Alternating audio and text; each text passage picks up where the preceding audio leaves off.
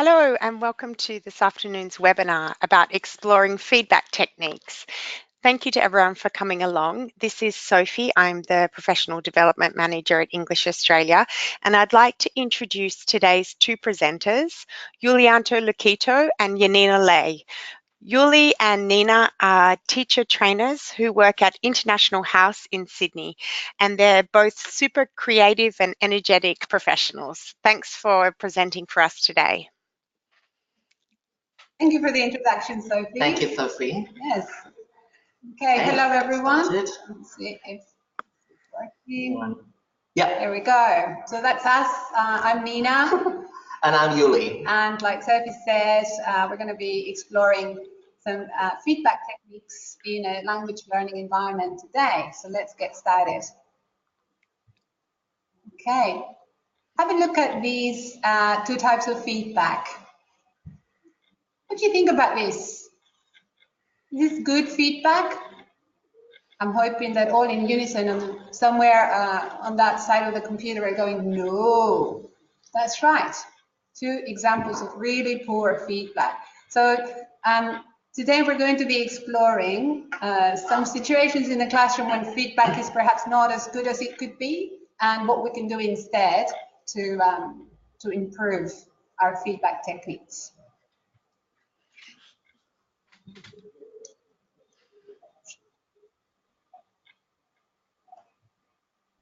Is it working? Yeah, okay. There we go. Good. So we'll use three teachers to introduce different scenarios, and here are your teachers for the day. Let's start with the first one.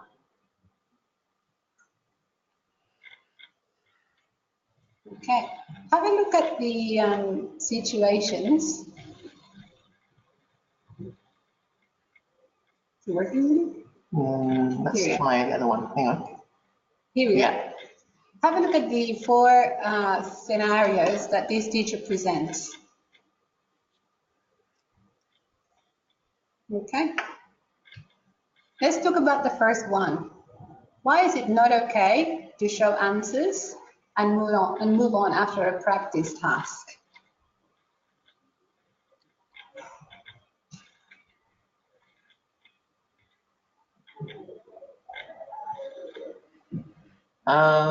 The slide doesn't seem to be working. Hang on. Let's just go to that button again. Where is it? Can you actually find it? Here we go. Okay. Whoops. Oops.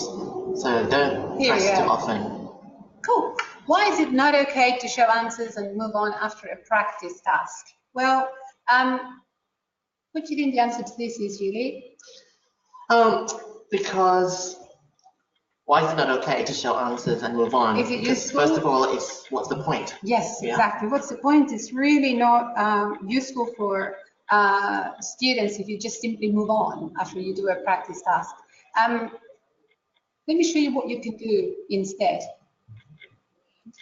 Start with the idea of concept checking. If you tuned in about a month ago, Claire McGrath did a very interesting webinar on clarification of meaning using concept checking techniques. If this is a concept that's not very familiar to you because you're quite new teaching, you might want to check out that webinar. But it's mainly the idea of using elicitation and meta-linguistic feedback to sort of help students respond to feedback effectively. And how do you do that? You can make comments or ask questions about the concept that the students are struggling with to help them understand the problem behind the answer that might be wrong.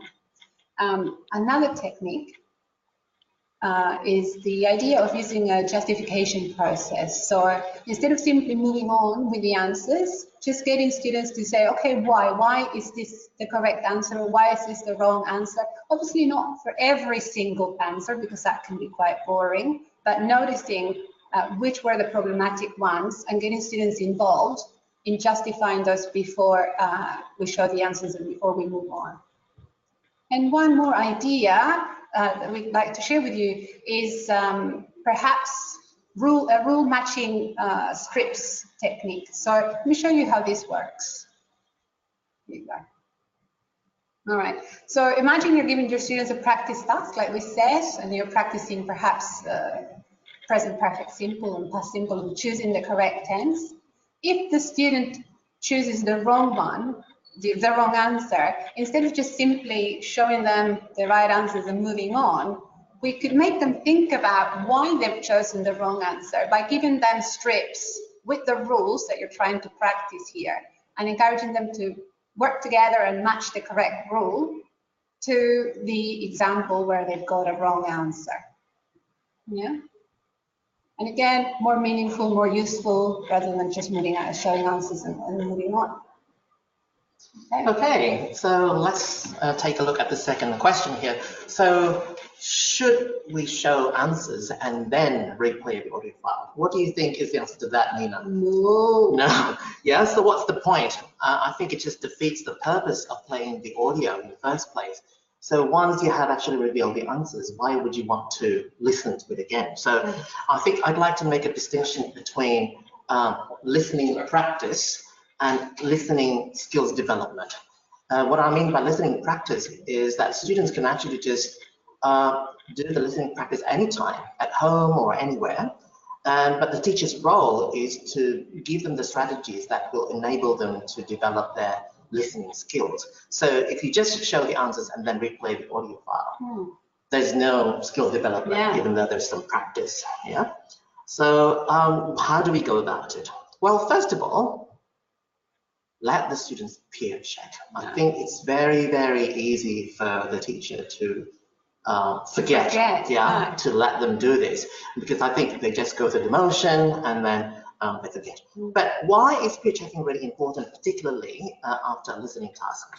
Because do you think it's a good idea for the teacher to walk around too much during the listening task itself, Nina? Well, it's going to be distracting, isn't it? Absolutely, it's very distracting.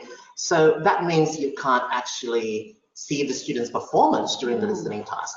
So the only time the teacher can actually evaluate or monitor the student's performance is while they are checking their answers. So you can monitor with purpose that it informs feedback. So what do I mean by that? It helps you determine what to focus on. Which parts of the recording you have to play again, or whether you have to play the entire recording again or not.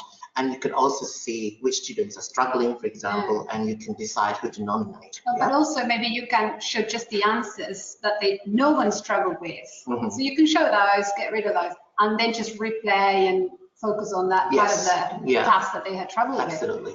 Another technique which is also quite useful is once this listening task is done, and then you notice that there are some problems with certain questions, you get the students to peer check again and you monitor again, and you notice maybe there are some students who have the correct answers. You can get those strong students to tell us, to stop the recording. And that means, okay, that is a clue. That is where the answer is found.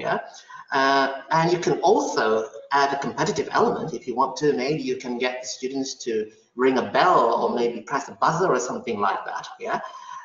Or if the students are too shy, then of course the teacher can just pause the recording themselves. We can pause it ourselves. And my suggestion is, I think often we pause the recording and then a strong student will just supply the answer straight away. But I would advise you against doing that personally, because, tell me what you think, Nina, because if that happens, the opportunity for the other students to change their answers is destroyed immediately. Only the strong students provide the answer. But instead of doing that, let the students peer check again, because then that allows you to monitor further so you can see evidence of progress. So you can see, the students who didn't get their answers right before, maybe they get it right this time, and that it enables you to determine the future action plan. Maybe you can help a particular student with more listening practice or scaffolding and things like that. And also maybe for very weak students, you may want to read out relevant parts of the recording yourself. You can give them keywords. So for example, okay, let's listen to number 4 again.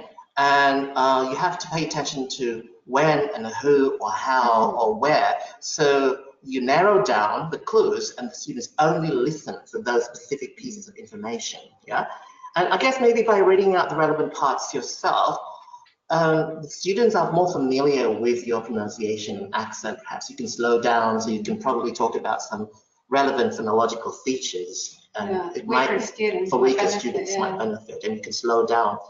And last but not least, I guess you can just give them the tape script or the transcript, but still, rather than just giving it away and let them read, maybe play parts of the recording that are relevant, so the students can compare how it is written and how it is actually spoken. Exactly. So they can compare the utterance with the script. So there is a bit of satisfaction, hopefully. Maybe this is only for a very weak group. Yeah. Okay, and the next question from Intan. Intan means pearl, by the way, in Indonesian, if you're curious. This teacher's name is Intan. Okay, should we do this? What do you think, Nina? Discuss every answer. Yawn. Boring. Boring. Yeah. The answer is no. It's simply monotonous, and students zone out and lose interest. Yeah. So again, how do we go about it? Then peer check again. We don't have to discuss this, the same reason as what we talked about earlier. Yeah. But also maybe after a reading task, it will be helpful to project the text onto the board. Yes. Yeah. Particularly for the reading. Yeah. It gives you visual reference, and it makes it easy for you to justify the answer. But remember, you only justify the evidence of the problematic questions, not everything, only the problematic ones. Yeah. And I got to show you a technique that is suggested by a material writer and teacher trainer educator Bob O.B. about interactive reading. Do you feel that sometimes reading is perceived as boring or tedious? Yeah, trainees say this to us a lot, don't they? During the training courses, and the reading lessons are always boring. Yeah, and there's nothing really meaty. Sometimes they can just show the answers and that's it. But it doesn't have to be. It can be very interactive. Let me show you an activity here. Okay, so as you can see here, this is a multiple choice reading question. Yeah, when the students have to do something like this, what do you think they normally do? Just circle the correct one. That's it, and they move on. Yeah. So instead of doing it like that, this is a procedure that you can go through. I'll just give you a couple of seconds to go through this yourself.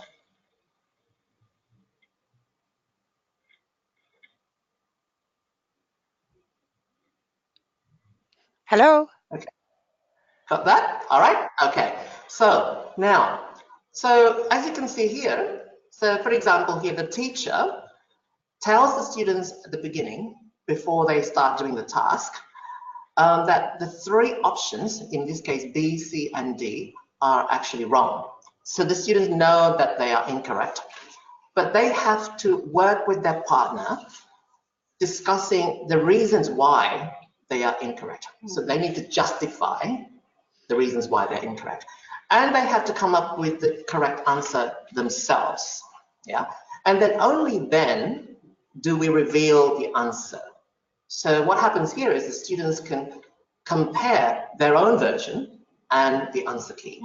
And by doing this, is it communicative? Yeah, so much more interesting. Yes, and there is interaction happening. There is a process of debating and disagreeing and justifying. And more meaningful, because they're only really discussing the ones that they actually struggled with. Yes, yeah, absolutely. And of course, and maybe if you want to, another example would be to like play a game, like let's say, you know, the common noughts and crosses between two competitors, and maybe to increase their reading speed, like scanning and skimming, you can use an hourglass, for instance. You know, the students can compete with each other. So that's very interactive. Yeah. Okay, so the next question. Okay, move on. Even if all the answers are correct, task involving process of elimination. So process of elimination tasks, you know, one of those where students have a multiple choice or matching of some sort, where they're guessing some of the answers and educated guesses. A lot of the times we hear this from our trainees on this training course, don't we, Yuli? It's like, oh, I don't know what to correct because I just saw that they all had the right answers at the end. Well, something you can do here is early monitoring, as opposed to what Yuli was saying before, you know, monitor during the peer check. Not here. Here, monitor early on, because if you wait until the end, then you're missing out on important information like gaps, for example, which answers are they jumping or leaving blank to the end. That shows you lack of certainty in their knowledge. It's not just about wrong answers. Another technique that sometimes we encourage our trainees to use with students is to help you, the teacher, visually. You could ask students to write a tick next to the answers they know, a cross or a question mark next to the answers they're not sure about. So it would look something like this. So even if you, for some reason, your monitoring was delayed, you've still got the ideas there on what it is that you need to clarify. Even when there are no crosses, there might be some question marks. Right. And sometimes I think what some trainees say, oh, I've struggled to read the handwriting, yes. or maybe my eyesight's not very good, I can't see the handwriting. Yes. So this will help them a lot. Yeah. Absolutely. Similarly, you can use stickers, yes, to perhaps cater for more of a kinesthetic learners.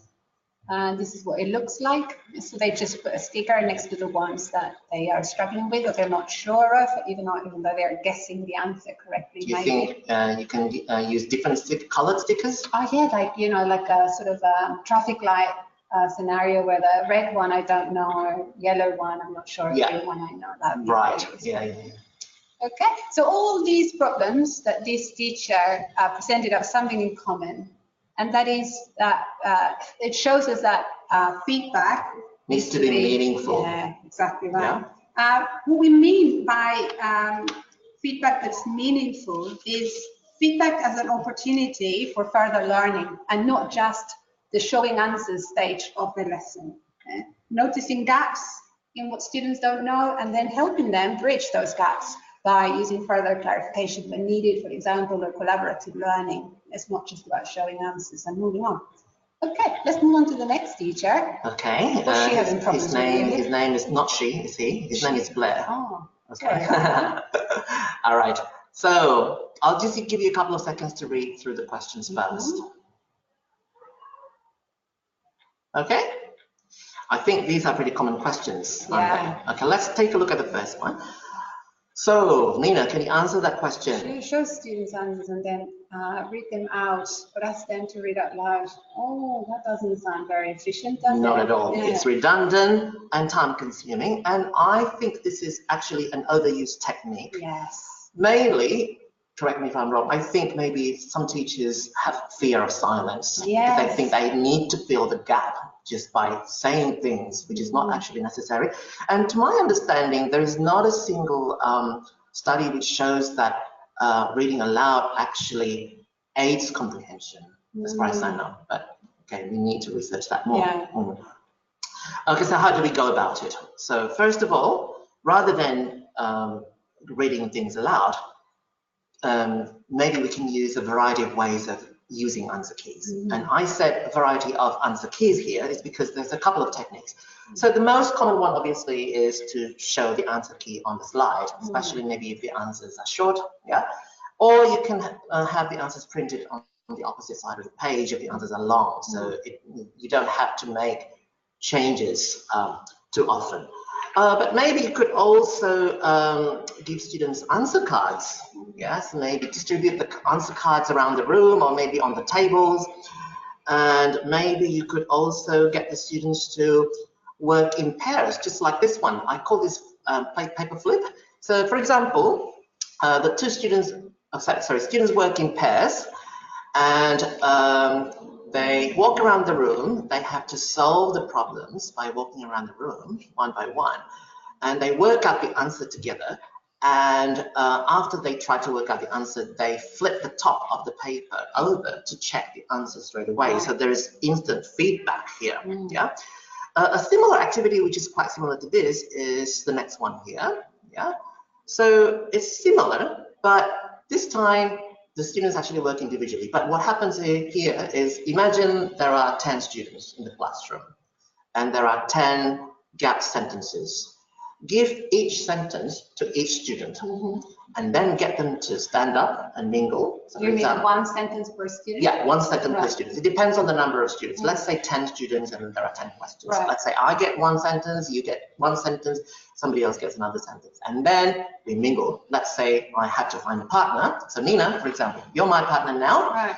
I have to show you this sentence. So yesterday morning, she blah, blah, blah, her whole house. You have to tell me the answer to that. Okay. Using past simple. So what would it be? Cleaned. Cleaned. Good. Let's check the answer now. Is it correct or not? I have to flip the top of the page. Right. The answer is revealed. Nice. Yeah. So similar to the other ones. Similar, but But now not working, yes. you mingle and you change partners the whole time. And the feedback is instant because it's right there. Exactly. Yeah. And if there are 10 sentences, you're actually doing it 9 times, but there are 9 other different sentences. Yeah. So nice yeah, variety. it's just a variation of a gap fill activity that can be done alone. Yeah. Right. And also, the other one here is called the mingle flip. Okay, sorry, not mingle flip, that's the name of the activity, sorry. Another one is, okay, let's say you work in pairs. Let's say Nina and I work in pairs again, together, at our tables. But as you can see here, on the right-hand side of the slip, the answer key is hidden, isn't it? Yeah, so the answer key is hidden. But then as we are both completing the task together, we reveal the answer key step by step gradually so that there's instant feedback as well. The answers are revealed. But also they're at their own pace, isn't it? Yes, they're absolutely. Not waiting, fast finishes, problems and things like this. And I also believe that it reduces the workload of the teacher to some extent, because then the teacher doesn't really have to be too busy trying to show the answers to every single student. Yeah, and of course, just I guess maybe to generate curiosity. I don't know what you think, Nina, but before the lesson started, sometimes I try to hide the answer key underneath the table. For example, there are 4 different tables and there are 4 answer keys, and then stick them underneath the table, and then you get the students to retrieve them by getting the answers. Some variety. Some variety, that's all. Okay. All right, let's have a look at the next question here. Ooh, Yuli, controversial. Read whole sections of the text where the answers can be found. Yes or no? The answer is no, definitely not. Yeah, and why? Why is that? Because it's simply time consuming. Sorry, time consuming. Yeah, okay, we talked about time consuming before, but here I think it also affects the mood or the pace of the whole lesson here. And remember, students have a short concentration span, and if the teacher reads the whole sections of the text, and especially most likely if you're reading out a section of the text, you're not going to sound interesting, are you? You're not going to sound very enthusiastic.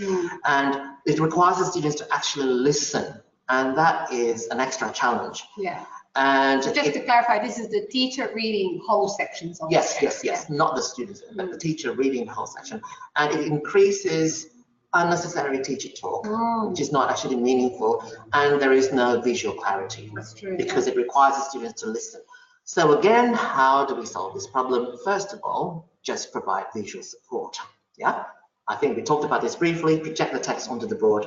Claire mentioned, in the last webinar, the importance of visual reference, and that applies to reading as well. Yeah, but sometimes you think, oh, what if we don't have the facility? We don't have a projector.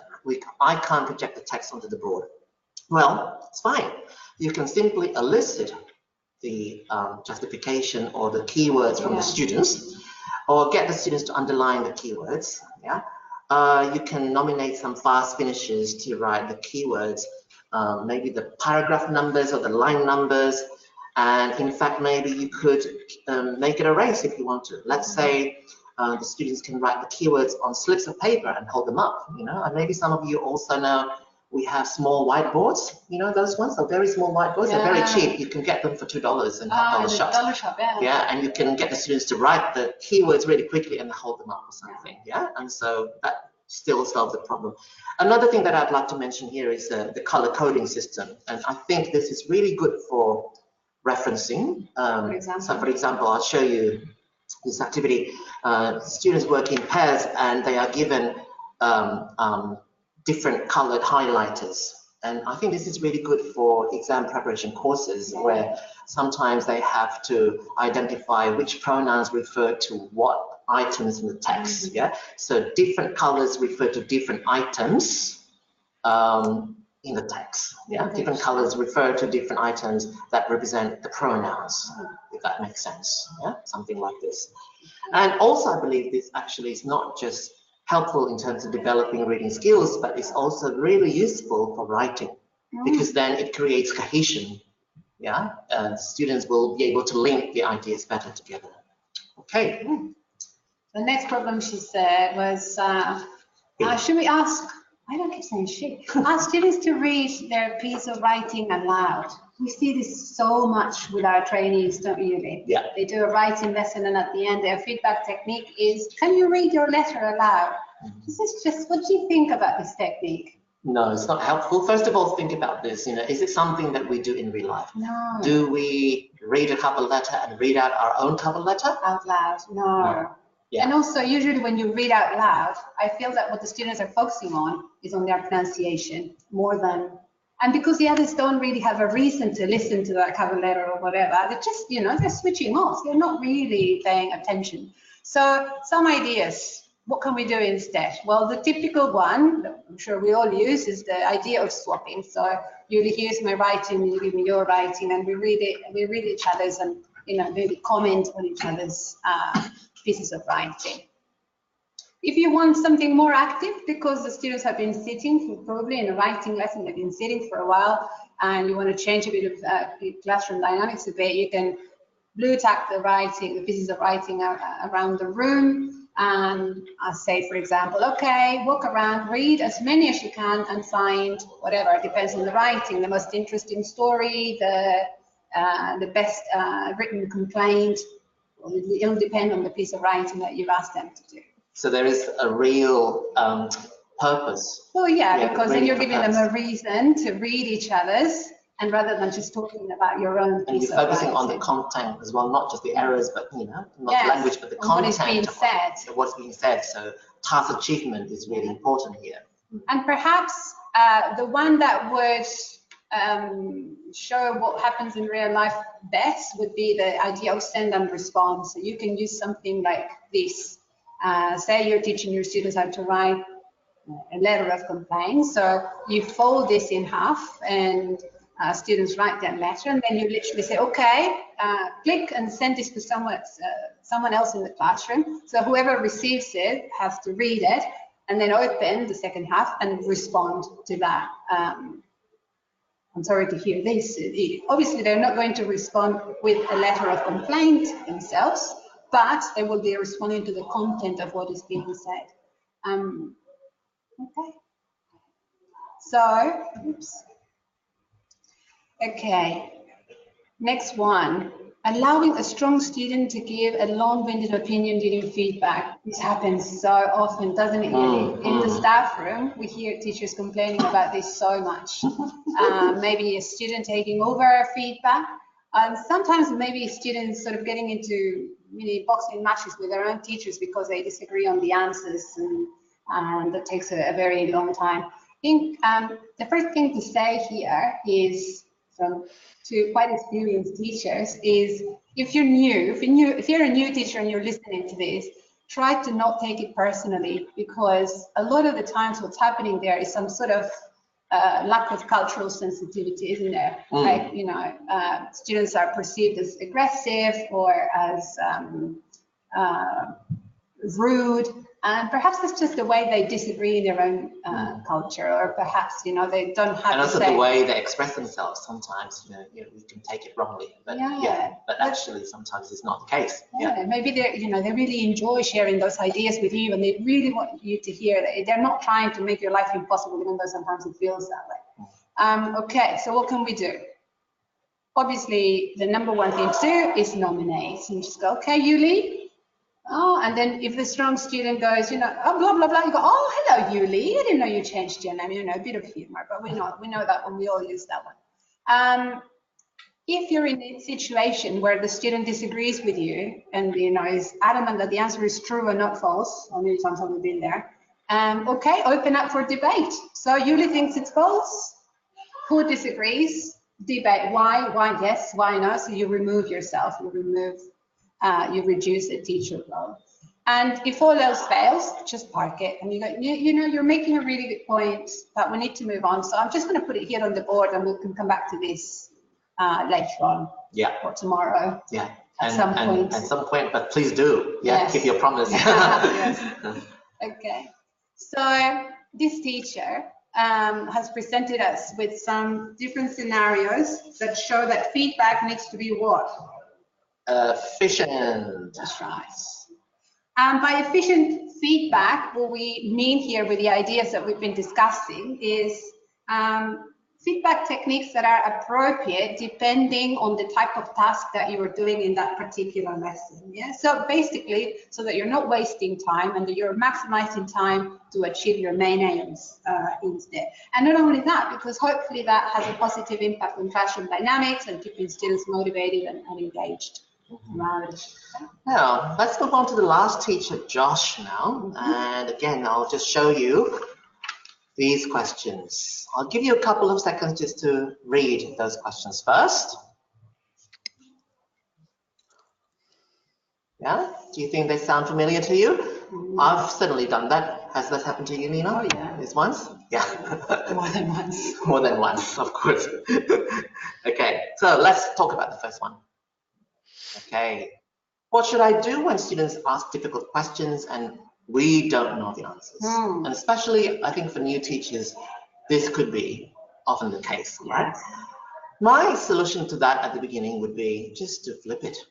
And what do I mean by that? Throw it back to the students. Let the students discuss the difficult question together. And more often than not, we actually know the answer to the difficult question. Quite often, not always, but often we do. But I think when we are put on the spot, then we start to freeze and then we panic. Yeah. But I think when we let the students discuss the difficult question together, there's less pressure on us. Yeah. Their eyes are not fixated on us, so we can actually take that time to come up with the right answer. And if we can't, you can Google it, do a quick Google search, and then the answer is found. Yeah. Or we can simply turn it into a collaborative research task. So, for example, okay, let's do it together. Let's find out what this means together. So if you have access to the internet, we could do it and let the students use their phones, for example. Yeah. But also, I think it's really helpful for novice teachers in particular to have the go-to resources, that are user-friendly, reliable, accurate, and easy to use. Very reliable, good point, because not the University of Google should be avoided sometimes. Because there's thousands and thousands of online resources, but maybe you can have a couple that you can actually keep, especially when it comes to grammar and maybe pronunciation, because so I just want to show you an example of a good online resource here that you might find useful. It's from BBC Learning English. Don't worry, we'll give you all the websites at the end. But what is good about it is that it's very user-friendly and it covers nearly anything that you want to know about grammar. So all the grammar points that are covered at different levels, from elementary all the way to advanced, can be found here. And then what you can do is you can just simply click on a particular grammar point that you'd like to find out more about, and it will actually take you to a section that has a breakdown of the grammar, the form, the meaning, and so on. Quite simple. Quite simple. Yeah. And yes, we don't have time to do this because of the time constraint, but I'd like to say that if you go to Get Yarn, let's say students want to know how to pronounce a sentence. I found a mushroom. Let's say they want to know what words are stressed, or if there are aspects of connected speech or not, and how to pronounce certain words even. If they don't trust the teacher, or maybe if the teacher is not really confident. Happens a lot with non-native speaker teachers, that they're not too sure about their own pronunciation. So sometimes they're not too sure about their own pronunciation. They can actually go to Get Yarn, and then basically you can pretty much type in almost anything you want, and the pronunciation of that phrase that you want will appear. And there are different models from different actors from various short movie segments.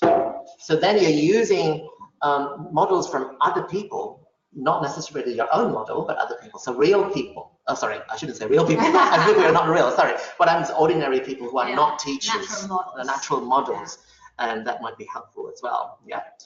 Okay. The next question is okay. Look at this. The answer is correct, but there is a grammatical problem. Yeah. So first of all, I think I have to establish that this is with regard to a comprehension, reading, or listening task. So not a grammar task. Yeah. So that's important to know, to establish that one first. So what do we do then? Just ignore it. Yeah. And why? Because the focus here, as I said, is comprehension. So it's not grammatical or lexical accuracy at all. That's not the focus. So just ignore it. Or for those of you who probably can't resist the temptation to correct, then okay, correct briefly, but don't dwell in it. Don't try to justify the reason why it's incorrect, or maybe elicit justification and blah, blah, blah. Just move on quickly. And in fact, I think Nina has a really good quote or reference to back it up about this one. In their book, How Languages Are Learned, by Lightbone and Spada, they actually present a couple of case studies that show that reformulation is an effective way to get students to notice a mistake, and the students actually respond quite well to this technique. So sometimes it's overused, but sometimes it's just the right technique to use. Yeah, and especially I think if you're dealing with error that is random, that's not related to the target language, just do it and move on. Yeah. Okay. The next technique is called feedback. So rather than correcting the errors straight away, you make notes of the errors, and then you can address the errors later. Yeah, or delayed error correction. And I'd like to mention the importance of focusing on the content here as well, not just the errors though. So there is the outcome that is important. Yeah. Good. So the next problem, I give a wrong answer and I panic. Has that ever happened to you, Yuli? It just happened yesterday. No, in fact, it's happening today. I'm doing it now. No, sorry. It's okay then. I'm not doing it now. Sorry. I'm pretty calm. You're crazy. Okay. What do we do? What can we do, Yuli, if that happens? Humor. Just use humor. Absolutely. Just have a laugh, really. We've all been there as new teachers. We didn't know the answer, or we thought we knew the answer, and then one of those smarty pants in the classroom go, actually, isn't the rule so and so? And you go, oh, and you feel that cold sweat in the back of your head. That's fine. Just laugh about it, acknowledge it, perhaps even praise the student, and go, you know what? Clearly, you're the teacher here. Come to the front and help me teach this lesson. This obviously would work when you've got good rapport going on, and when you understand your students' expectations, because we know there are certain cultures where this might be frowned upon, really, because the expectation is that you should know everything and you should, teach, which you should, obviously you should, but sometimes mistakes happen and we don't know. So that's what we can do. And if this fails, you go, you know what, guys, you make a good point. Let's go home. Let's research it. Let's set it as homework and let's come back to it tomorrow. Not the end of the world. We've all been there. And last but not least, okay, this is something that happens a lot to our trainees in the classroom, isn't it? They go around and say, why did you spend so long doing feedback? And they say, well, I walked around and most of the students' answers were wrong, so I didn't know what to focus on. I ended up focusing on absolutely everything. Well, the first thing that we need to, we could encourage here is during peer check, encourage peer teaching as well. So sharing of the justification process. You go, okay, why did you write that answer? That's going to help you as a teacher to walk around and really listen. What is it that they actually struggled with? Is it that they still haven't understood the rule that I just taught? Or is it that they understood the rule, but they're still struggling with the application of the rule? Yeah? And then identify patterns. So, okay, most answers were wrong, but is there a pattern there? Did they all get number 5 wrong? So should we go back to that particular point and re-clarify it so that they can understand it better?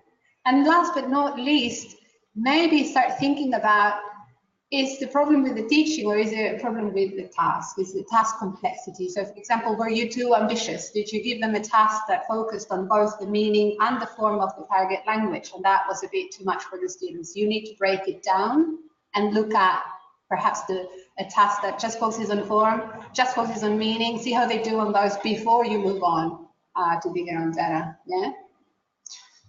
Okay, so what do they have in common, Nina? I think there's problems here with accuracy in feedback. Yeah, so feedback needs to be accurate. Yeah, it needs to be accurate for the obvious reasons. Students can't go home with wrong answers. But also, we feel as trainers and being in the staff room full of teachers every day, that we can see how it affects new teachers' confidence. Yeah. And once you lose face with students, it's really hard to get their trust back. Don't you think? Yes. Yeah. But of course, obviously, if you don't know the answer, don't lie. That's the word. Because no, students will remember. But, yes. Yeah. Very good. So let's just conclude here. Okay, we're back in the classroom, and then, okay, let's summarize what effective feedback actually really means. So based on the scenarios that we have discussed here before, we can establish that feedback, in order for feedback to be effective, it needs to be meaningful, yeah, and it needs to also be efficient and accurate, yeah, but not just that. So, for example, as well as being meaningful, feedback needs to be, focusing on content and correction as well. Yeah? Absolutely. And you might want to say something about feedback being meaningful, Yanina. So, because I think meaningful feedback means that using feedback, we are using feedback as an opportunity to clarify further. Yeah. And when you're dealing with content and corrective feedback, just, you want to keep this balanced. Because if we end up focusing too much on corrective feedback, then perhaps the students get this idea that successful task relies on accuracy of the language used rather than the task completion itself. And that's sometimes not the case, particularly when you're dealing with, critical thinking tasks. Sometimes the languages, of course, it's always important, but task completion in terms of content is just as important. Yeah. And also varied and visual. And yeah, it needs to be varied. Yeah. No, you can't bore the students to death with feedback. Yeah. Yes, exactly. And the last one is it needs to be purposeful. Yeah, absolutely. Use feedback as further opportunities for learning. It's not just the showing of answers. So you show the answers and then why those are the answers. Not every single thing, but then based on your monitoring. So it's you make informed decisions in feedback. Okay. So these are the preferences. And on that note, before we actually finish, if there are any questions, feel free to ask questions. Oh, they look like us, don't they? I don't know. No, they don't. But, all right, so time for questions, I guess. Yeah, thank you, Sophie. Thank you so much. Okay, great. Guys, if you have any questions, just type them into the chat box. There are some that have already come through, so I'll relay them to you, Yulia and Nina. Someone's just said great double act. Thanks, I agree. It was a great double act.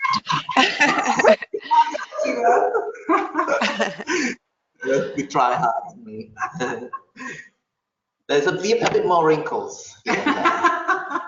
Okay, well, while people are typing in their questions, I'd also just like to say, because there are some questions about this, that English Australia will email all attendees of today's webinar a link to the recording and the slides of the webinar tomorrow, and we'll also email you a statement of attendance.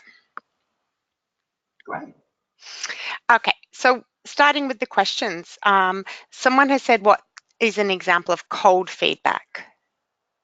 Okay, so cold feedback is another word for that, is another term for that is delayed error correction. So delayed corrective feedback. So for example, typically when students are doing oral fluency task or they have a speaking task, we don't really want to interrupt the students too much because that would break the flow of the conversation. So we make notes of the answers, of the errors, and then we deal with the errors later on. So as opposed to hot feedback, when you actually correct the errors immediately or on the spot error correction, you do it later. Yeah.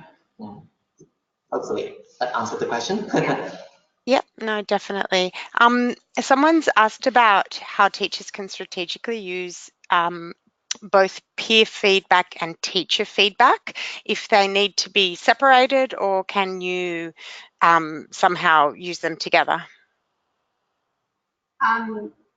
Okay, if I understood the question correctly, I think perhaps we like to encourage people to do peer feedback before you you do teacher feedback, because that way it clarifies a lot of doubts as to what it is that you actually need to feedback on as a teacher. Sometimes we jump to conclusions and to assumptions that, oh, they don't know this, they don't know that. So perhaps start with peer feedback and then use that as your grounds to understand, okay, what is it that I really need to deal with here? And of course, you know, the teacher's feedback is really, really important here, because just because the students have the correct answers, for example, when they are doing peer feedback, just because they have the same answers, for instance, during the peer feedback, doesn't mean that the answers are correct.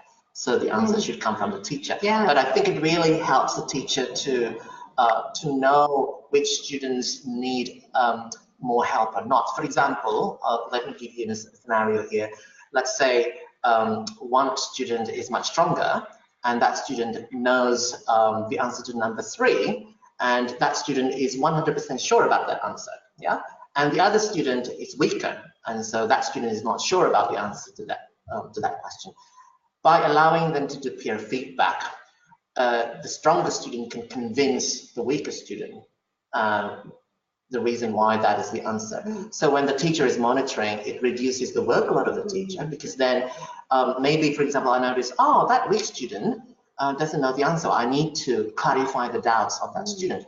But if that has been done by their peer, then I don't need to address that specific problem that student has, because it has been done by the teacher's assistant, so to speak. So the other strong students are the teacher's assistants. But yes, I do both. Yeah, both, definitely. Both. But should come from the final feedback should come from the teacher. Okay, sure, thank you. Someone's just asked, and this is probably a common question, if you're grading a test in class, would just swapping the tests and giving the answers be sufficient, and then also allow time for questions afterwards? Is that interactive enough, sufficient enough? I think it really depends on what you want to get out of it, isn't it? If if you're just going to give them the answers, then why swap? Why would you swap if you don't want to get something out of it, like peer teaching or further information on what? I understand, because they're talking about a test, so that's perhaps different. Why not use the opportunity? So if it was a mock test, okay, well, some of our answers are different. Why not discuss those before you show the answer key? Because what we feel from experience is that once you show the answer key, game's over. They don't care about the reasons. Exactly. Yeah. Yeah, that's a great idea. The reason, I think, sometimes, you know, you want to be, we were talking about being efficient when conducting feedback before, so you might just show an answer key instead of going through the answers one by one. But then obviously through the monitoring, the teacher will know which questions are difficult. So our suggestion is, rather than showing the answer key first and then talk about the problems, it's better to talk about the problems first without revealing the answers, because then the student's mind is still engaged. And then you can reveal the rest of the answers. Because I think when the answers are revealed, some students just switch off and they don't really care about why the answers are correct. Okay. That makes sense. Thank you. All right, so we'll probably have to finish up because we've hit our time. I would like to just thank you both, Yuli and Nina. You presented some really refreshing ideas for giving feedback. For me, I've been teaching for a long time and I learned a lot. And you also showed us feedback techniques across a range of skills. So thank you so much for sharing your expertise with us today. And thank you to everyone for coming. Thank you for having us. Thank you. Yeah, thank you. And someone's also just asked about where they can access past webinars of English Australia, because you did make reference to a webinar that was presented a month ago. In the email we send out to everyone with the recording of this webinar, we'll also put a link to our webinar library. All right. Thank you again, Yuli and Nina. Thank you, Thank you, Sophie. Bye. Bye. Bye.